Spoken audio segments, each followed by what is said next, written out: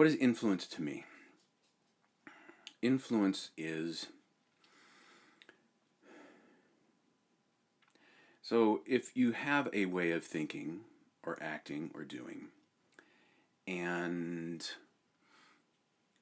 a person or an entity changes your mind about something, however minutely, that is influence. And so who influenced me growing up? In my life growing up, my parents, of course, influenced me until I hit, some certain ages. But even after that, my my father, as I was, going through the big changes, really, really influenced me because I joined the Air Force out of high school. I built my own house. I wired up a garage. I've poured concrete. I've started companies. I have run different companies, nonprofits, for profits. All of those things were brought about because my father essentially showed me that I could do anything. Anything that I set my mind to, anything that I wanted to do. The other, I would say, influencer growing up was my uncle. Didn't have a great relationship with my uncle, but he was wild and carefree, man. It was the 70s. He rode a motorcycle up from Florida to New York, where I was living at the time with my family. And he had the long hair, man. He dated whoever he wanted, It was one of those things where that's what I wanted to do. I was never going to get married, settle down. I wanted to be like my Uncle George. I did end up getting married and settling down and having kids. But, through high school into the Air Force, I set about to have fun. It became my credo. Wherever you go, whatever you do, just have fun.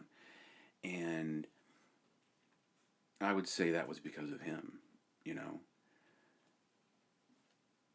So those two were big. Music really influenced me. I was a new waver in the 80s.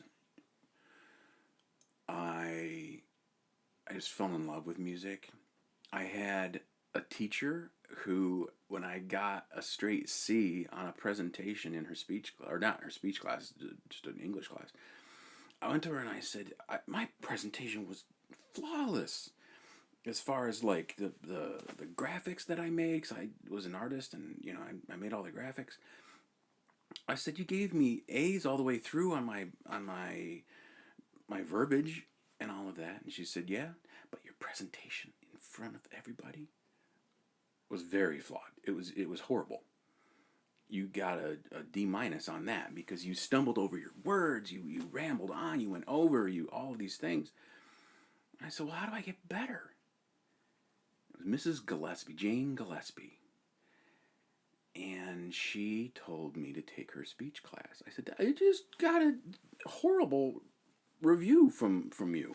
She said, because you just need to learn how to get in front of people and not be afraid. So I thought, okay, my dad's taught me I can do anything I set my mind to. Dove into the speech one. Got an A minus at the end of the semester. Took speech 2. Got an A. And then while I was in the Air Force, right as I was getting out, they put me through some management training, which was really kind of cool. And I think it was a 6-week long class, if I remember right. It was at least a month. So, and as part of that, you were taught how to get in front of your unit and tell them what they needed to know. What, this is where we're going from here. This is how this is going to work. This is what we're doing. So you really had to learn how to do a speech. And you had to. So that was, oh gosh, that was over a week of working on that. And then on the way out, they put us through another bit of training where we had to learn how to interview and videotaped us. Yes, this is videotape. It was on tape. It was a VHS tape.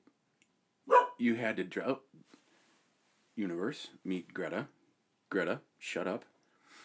That's what we're living now, right? If you're going to record anything, if you're going to hop on a Zoom, you're going to have dogs barking and people talking in the background. If you've got young kids, you might hear some crying. But hey, we get to do a movie. We get to do a documentary from people across the country, all sitting on our couches or walking in their yards or what have you. And it's kind of cool that we've been able to kind of circumvent the BS that was going on.